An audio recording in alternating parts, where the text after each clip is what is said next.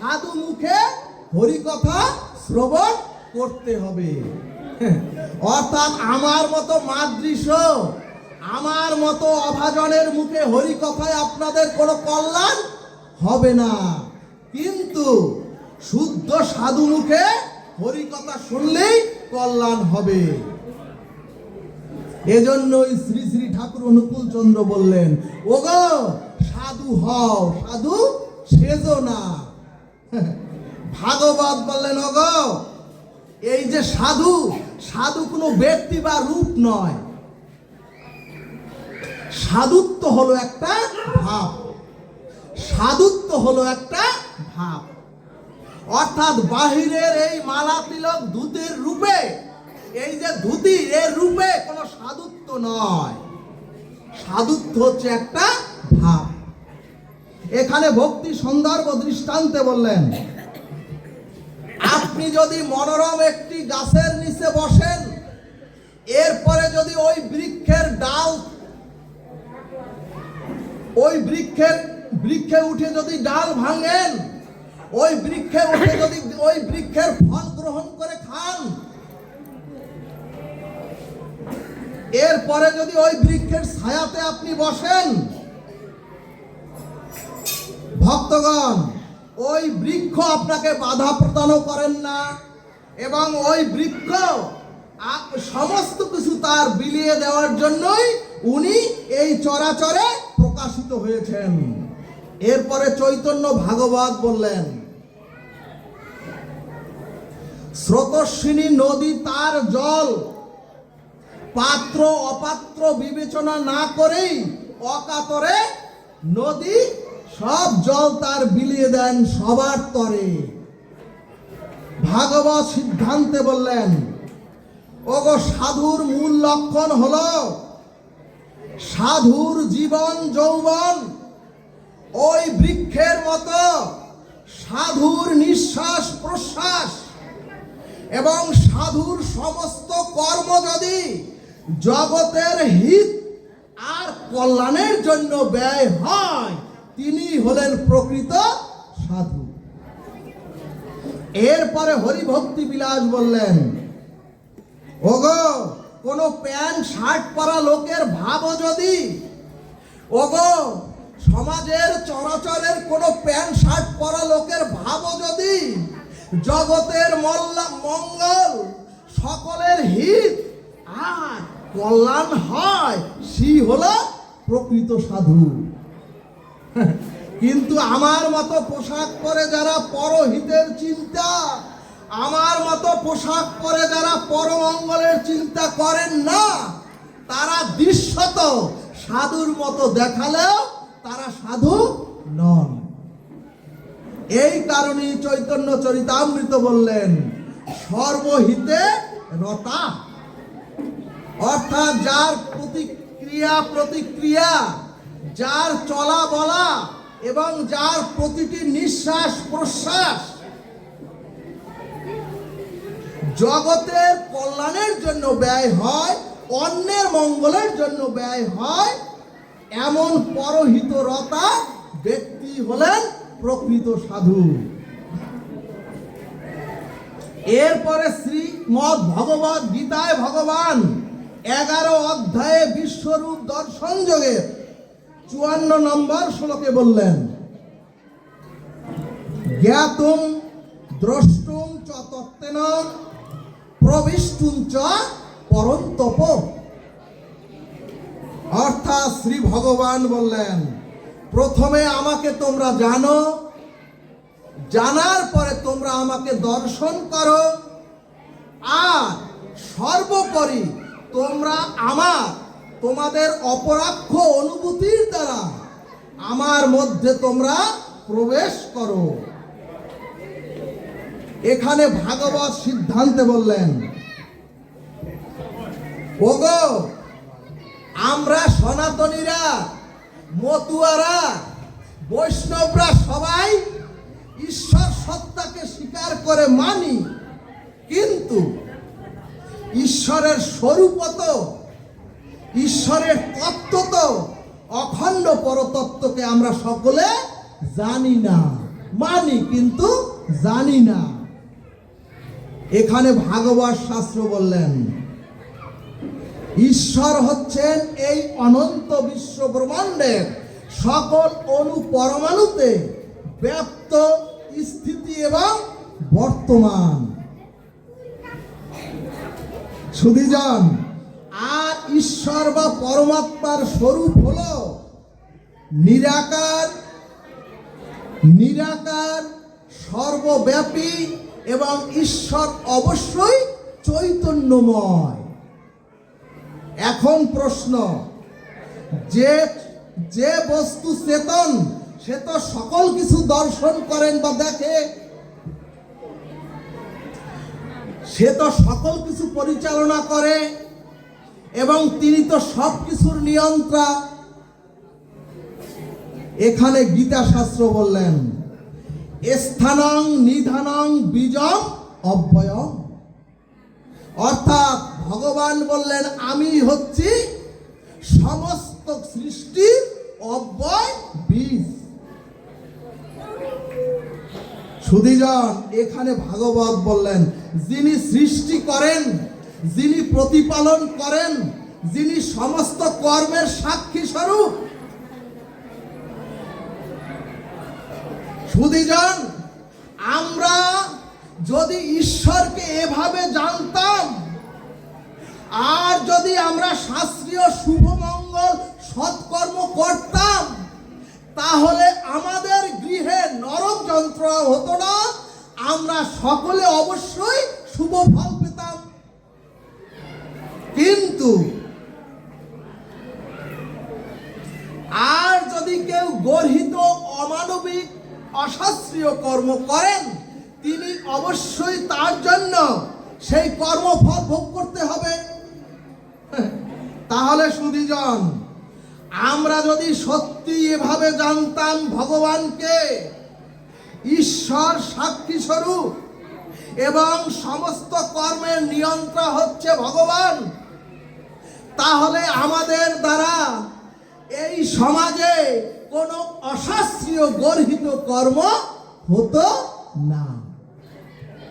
তার মানে যারা আমরা বলছি আমরা ঈশ্বরকে জানি, তাহলে তিনি প্রকৃত ঈশ্বরকে জানেননি। ভক্তগণ, ঈশ্বরকে জানা মানি চেতন সত্তারূপ তত্ত্বকে জানা। আর যদি কেউ চেতনকে জানে, যদি কেউ তত্ত্বকে জানে, তাহলে এই চরাচরে মনুষ্য প্রাপ্ত হয়ে তার দ্বারা আর অশাস্ত্রীয় কর্ম, স্খলিত কর্ম কোন রকম করা সম্ভব নয়। জয় নিতাই গৌর হরিবল। সুধীজন, এখানে ভগবানকে জানার একটা দৃষ্টান্ত দিলে ভাগবত। এই যে বিদ্যুতের তার, এই বিদ্যুতের তার যদি কোথাও লিকেজ থাকে আর যদি কেউ এসে সেই লিকেজ স্পর্শ করে সে মাটিতে পড়ে যদি ছটফট করে, তাহলে এই লিকেজে আর কেউ জেনে শুনে হাত দেবে না। তার কারণ আমিও যদি এই লিকেজে হাত দেই, তাহলে আমিও বিদ্যুৎ স্পৃষ্ট হয়ে ছটফট করব। এরপরে চৈতন্য ভাগবত বললেন একজন বুভুক্ষ ব্যক্তিও যদি দৃশ্যমান তার খাদ্যের মধ্যে আপনি বিষ মিশ্রিত করে দেন, তাহলে একদম বুভুক্ষ ব্যক্তি হলেও ওই বিষ মিশ্রিত খাদ্য সুস্বাদ্য হলেও জেনে শুনে কেউ খাবে না। তার কারণ ওই খাদ্যে বিষ মিশ্রিত আছে। কিন্তু আমরা সকলে জেনে শুনে বিষ করেছি পান। এরপরে ভাগবত বললেন, ওগো একটি উর্বর শস্য খেতে কাটার বীজ বপন করে যদি আপনি ভাবেন আমি ওই বপনকৃত কাটার বীজ ক্ষেত্র থেকে সুগন্ধি রজনীগন্ধা চাই। সুধীজন, সুধীজন, হ্যাঁ, ভাগবত বললেন ওগো কাটার বীজ থেকে তো ফুল প্রাপ্তি সম্ভব নয়। শাস্ত্র বলছে বীজ রচনা করলেন এক প্রকার, আর যদি ফল চান অন্য প্রকার, সেটা তো সম্ভব নয়।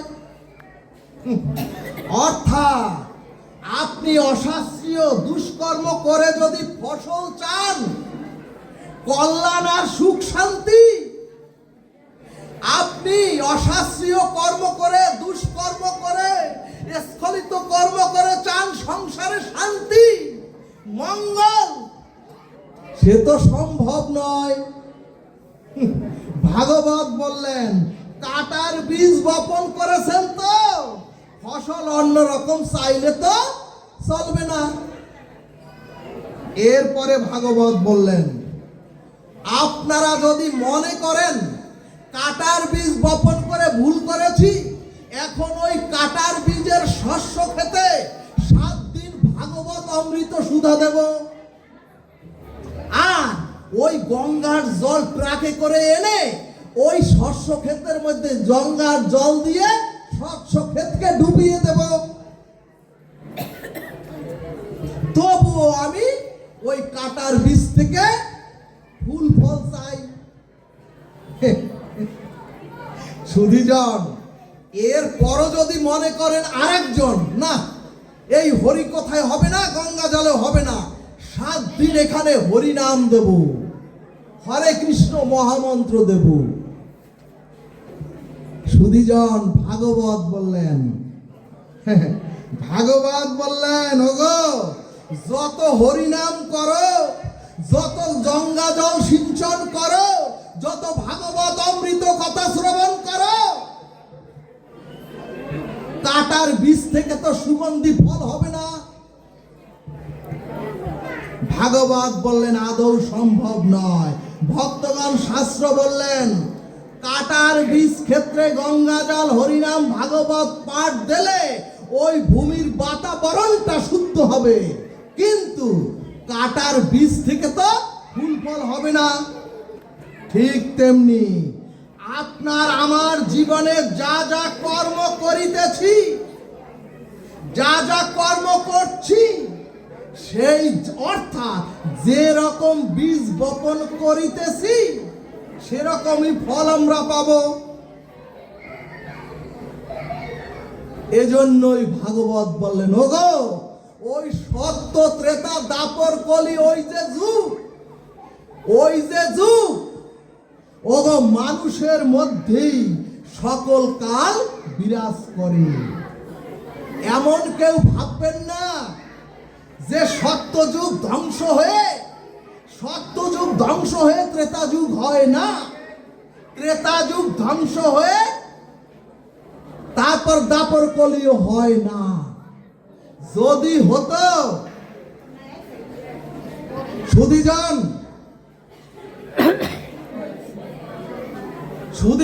যদি সত্যযুগ ধ্বংস হয়ে ত্রেতা হতো, তাহলে তো ত্রেতার অযোধ্যা নগরী আজও বিরাজমান থাকতো না। তাহলে দাপর যদি শেষ হয়ে যেত সুধীজন, তাহলে দাপরের ওই যমুনা এখনো বৃন্দাবনের পাশে প্রবহমান যমুনাও থাকতো না, আর গিরি গোবর্ধনও থাকতো না। সুধীজন, মানুষের মধ্যেই সত্য ত্রেতা দাপর কলি এই 4টি যুগ নিহিত আছে।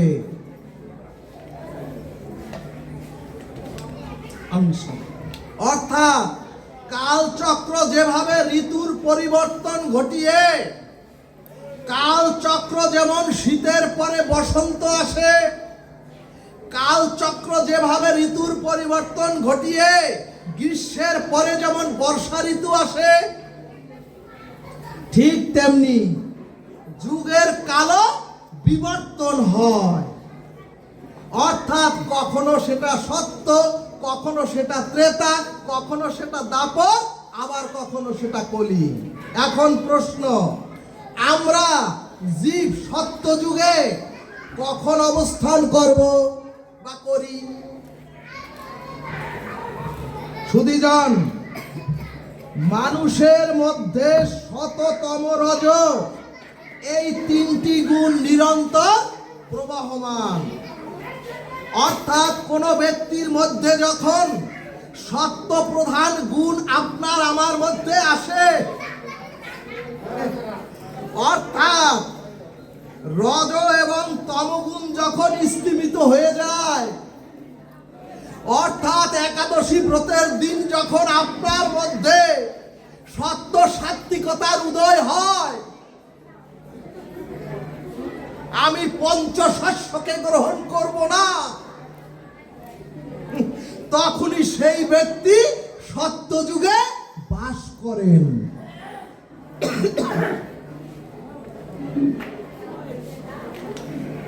সুধীজন, এখন প্রশ্ন, মানুষের দেহে ত্রেতা কখন আসে?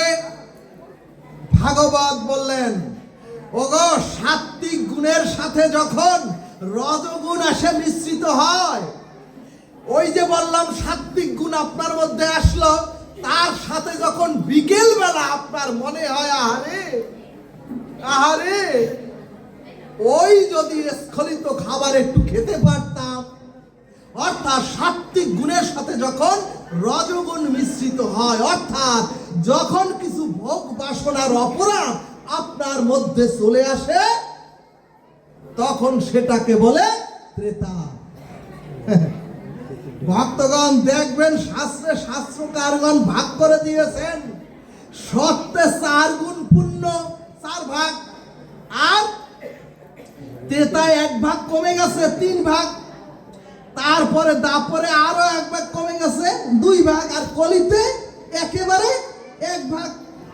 তার মানে হচ্ছে মানুষের মধ্যেই সত্য ত্রেতা দাপর কলি। ভাগবত বললেন, ওগো আপনি যখন পূর্ণ সাত্ত্বিক গুণে যখন আপনি গুণান্বিত হন, তখন আপনি সত্যতে বাস করেন। আর যখন সত্যের সাথে রজগুণ এসে কিছুটা আপনার মধ্যে ভোগ বিলাস আর অহংকার চলে আসে, তখন আপনি ত্রেতায় বসবাস করেন।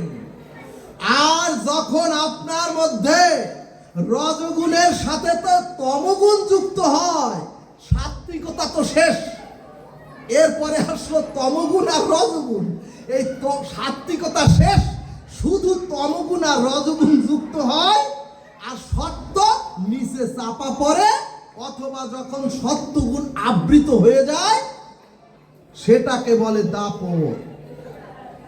আর যখন জীব রজগুণও শেষ, যখন জীব তমগুণ প্রধান হয়ে সত্য আর রজগুণ তমগুণের নিচে চাপা পড়ে যায়, যখন জীব সত্যগুণ তো শেষ, সত্য আর রজ যখন তমগুণের নিচে চাপা পড়ে যায়, তখন মানুষ কলিযুগে বাস করে। সুধীজন, এই কলির প্রভাব আমাদের প্রত্যেকের উপরে পড়েছে। নতুবা শ্মশানের ওই চিতায় জ্বলন্ত লাশ দেখেও কেন আমাদের আজও উপলব্ধি হলো না, আমাদের বিবেক জাগৃত হলো না, আমাদের চৈতন্য আসলো না? ভাগবত সিদ্ধান্ত দিলেন, স্ত্রী পুত্র সজ্জন কুটুম্ব পিতামাতা যাদেরকে নিজের বলে তোমরা সংসারে পেয়েছো, ওগো শোনো, তাদের প্রত্যেকের কাছে তুমি আমি ঋণী ছিলাম, এবং সেই ঋণ এখন পরিশোধ করে দাও। সুধীজন, ভাগবত বললেন, ওগো তুমি যতদিন বাঁচো, ওগো তুমি যতদিন এই চরাচরে থাকো, ততদিন নির্মম হয়ে শুধু কর্তব্য কর্ম করো, কোনো কিছু তাদের কাছ থেকে তুমি চাওয়া পাওয়ার আশা করো না, অথবা তাদের কাছ থেকে কোনো সুখের আশা কেউ তোমরা করো না। ভাগবত বললেন, যদি তোমরা কোন রকম তাদের কাছ থেকে সুখের আশা করো, তাহলেই তোমরা কর্মচক্রে জড়িয়ে পড়বে। এই কথাটাই হচ্ছে ভাগবতের ভিত্তি এবং মূল।